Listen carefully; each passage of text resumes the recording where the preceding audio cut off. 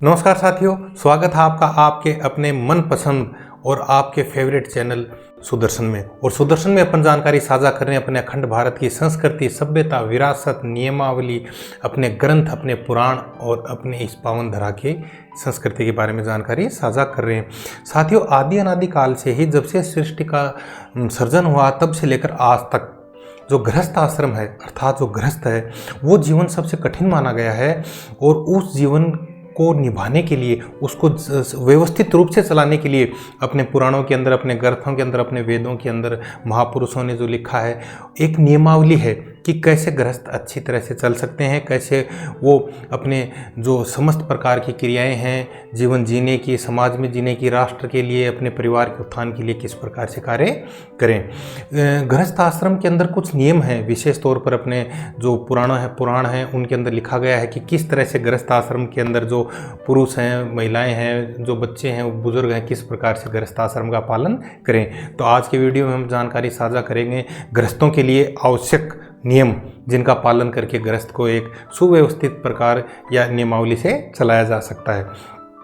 साथियों, सर्वप्रथम मनुस्मृति और स्कंद पुराण के अंदर कहा गया है कि जिस कुल में स्त्री पति से और पति अपनी स्त्री से संतुष्ट रहते हैं, उस कुल में सर्वदा ही कल्याण या मंगल होता। अर्थात पति पत्नी जब आपस में प्रेम पूर्वक रहते हैं, एक दूसरे के अनुकूल चलते हैं, तो वो कुटुंब हमेशा, उसके ऊपर श्री हरि की कृपा बनी रहती है, वहाँ पर शांति बनी रहती है।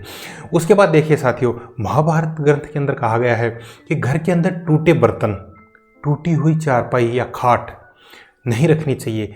कारण कि जो टूटे हुए बर्तन है उसके अंदर कलयुग का निवास होता है, और जो टूटी हुई खाट है उससे हमें धन की हानि होती है। तो जिन गृहस्थों के अंदर, जिस परिवार के अंदर, जिस मकान के अंदर टूटे फूटे बर्तन रखे हों, खाट रखी हो, तो उसका तुरंत निस्तारण कर देना चाहिए। उसके बाद में साथियों, शुक्र नीति के अंदर कहा गया है पुत्र से भी बढ़कर, अपने पुत्र से भी बढ़कर अपने दोहिते का, अपने भांजे का और भाइयों का लालन पालन करना चाहिए।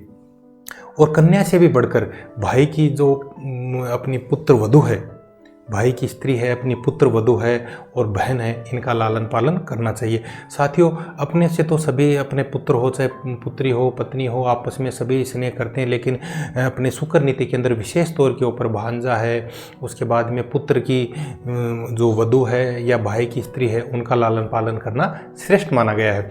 उसके बाद में साथियों, स्कंद पुराण के अंदर कहा गया है कि दिन के अंदर यदि हम स्त्री समागम करते हैं या मैथुन करते हैं, यदि आज की जो आधुनिक भाषा में कहा जाए कि हम आंतरिक संबंध या सेक्स करते हैं, तो इसके लिए जो है पुरुष की जो आयु है उस क्षीण होती है। आयुर्वेद के अंदर भी जो दिन के समय है उसके अंदर समागम है वो पूर्णतः वर्जित माना गया है। तो अतः स्त्री और पुरुष को दिन के समय जो है इस क्रिया से, रति क्रिया से दूर रहना चाहिए, क्योंकि इससे पुरुष की आयु का नाश होता है। साथियों, मनुस्मृति के अंदर कहा गया है कि जो रजस वाला स्त्री हो, जिसके समय आज के दौर में कह देंगे टाइम पीरियड आया हुआ हो, या कहें कि जो स्त्री मासिक धर्म से गुजर रही हो, उस स्त्री से संभोग या जो है आंतरिक संबंध या जो समागम है वो नहीं करना चाहिए। क्योंकि देखिए, इससे, इस प्रकार की क्रिया करने से पुरुष के ऊपर क्या क्या असर पड़ते हैं, आयुर्वेद में भी इस चीज़ का वर्णन है और मनुस्मृति के अंदर भी कहा गया है। इससे पुरुष की बुद्धि, तेज, उसका बल, उसके नेत्रों की ज्योति और जो आयु है वो पूर्णतः क्षीण हो जाती है। अतः इस प्रकार की स्त्री से हमें बचना चाहिए। विष्णु पुराण के अंदर, कर्म पुराण के अंदर और पद्म पुराण के अंदर कहा गया है कि चैत्य वृक्ष के नीचे, आंगन में, तीर्थ में, पशुशाला में, चौराहों पर, शमशान भूमि में, उपवन या वाटिका के अंदर जल में कभी भी मैथुन नहीं करना चाहिए। इस प्रकार की यदि क्रिया पुरुष कहीं करता है, मैथुन समागम करता है, तो वो पूर्ण रूप से एक तरह से नष्ट हो जाता है। उसके बाद साथियों, गरुड़ पुराण और चाणक्य नीति के अंदर कहा गया है कि मनुष्य को, एक पुरुष को, देखिए आप कितनी अच्छी बात कही गई है इसके अंदर अपने जो कुल और कुटुंब के लिए, मनुष्य को 5 वर्ष की आयु का पुत्र हो तब तक उस पुत्र का जो लालन पालन है प्रेम पूर्वक करना चाहिए। और साथ ही उसके बाद में 10 वर्ष की आयु में जब वो पुत्र हो जाए तो उसे अनुशासित रखना चाहिए।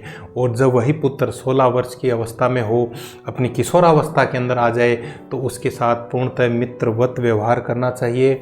उसे अपनी हर प्रकार की बातें साझा करनी चाहिए और उसको एक सखा की तरह, एक मित्र की तरह उसका लालन पालन करना चाहिए। उसके बाद साथियों, विष्णु धर्मोत्तरे एक अपना ग्रंथ है, विष्णु धर्मोत्तर। उसके अंदर कहा गया है कि यदि कोई बालक कोई वस्तु मांगे तो उसे तुरंत दे देनी चाहिए। बालकों को उनकी मांगी हुई वस्तु देने से हमें स्वर्गलोक के समान आनंद प्राप्त होता है या उसका पुण्य फल मिलता है। धर्म की इच्छा जो मनुष्य रखता है, जो सात्विक है, जो धर्म को मानता है, उस मनुष्य को सदा ही बालकों का लालन पालन करना चाहिए, चाहे वो बालक अपने स्वयं के हों, भाई के हों, बहन के हों, कुटुंब के हों, किसी के भी बालक हों। बालकों के खाने की वस्तु जो है वो देने से एक आप मानेंगे कि गोदान के समान, यदि कोई वस्तु खाने की वस्तु हम देते हैं किसी बालक को तो हमें गोदान के समान फल प्राप्त होता है। बालक को घर के अंदर सबसे पहले भोजन करवाना चाहिए, ऐसा करवाने से महान सौभाग्य की प्राप्ति होती है। उसके बाद साथियों, पद्म पुराण में, कर्म पुराण में और ब्रह्म पुराण में कहा गया है कि जो स्त्रियां हैं उनके लिए उनका पति ही एकमात्र गुरु है। स्त्री को अपने पति के सिवा किसी अन्य पुरुष को गुरु नहीं बनाना चाहिए। आज के इस आडंबर के दौर में जो दिखावटी जो गुरु हैं, जो कहा जाए कि स्वयं भू गुरु हैं, जिनका नाम लेना मैं उचित नहीं समझता, आप सबको विदित है कि कैसे कैसे गुरु हैं जिन्होंने मानवता को शर्मसार किया है, इस धर्म को शर्मसार किया है, इस अखंड भारत की सभ्यता, संस्कृति, ऋषियों और जो पावन धरा है उसको शर्मसार किया है। तो साथियों, आज के वीडियो में हम इतनी जानकारी साझा करेंगे क्योंकि गृहस्थ जो है एक बहुत बड़ा आश्रम है, इसको चलाने के लिए बहुत ही सुंदर और व्यवस्थित जो नियम हैं वो अपनी वैदिक संस्कृति के अंदर बनाए गए हैं, जिनका वर्णन अपने पुराणों में लिखा हुआ है। तो आज के वीडियो में इतनी जानकारी साझा करेंगे। यदि आपको वीडियो पसंद आया तो वीडियो को लाइक कर दें, और अच्छा पसंद आया हो तो वीडियो को अपने साथियों के साथ, अपने मित्रों के साथ, अपने अपनों के साथ में शेयर करें, और आपका जो अपना चैनल है सुदर्शन, इसको सब्सक्राइब करें। जय हिंद, जय माँ भारती।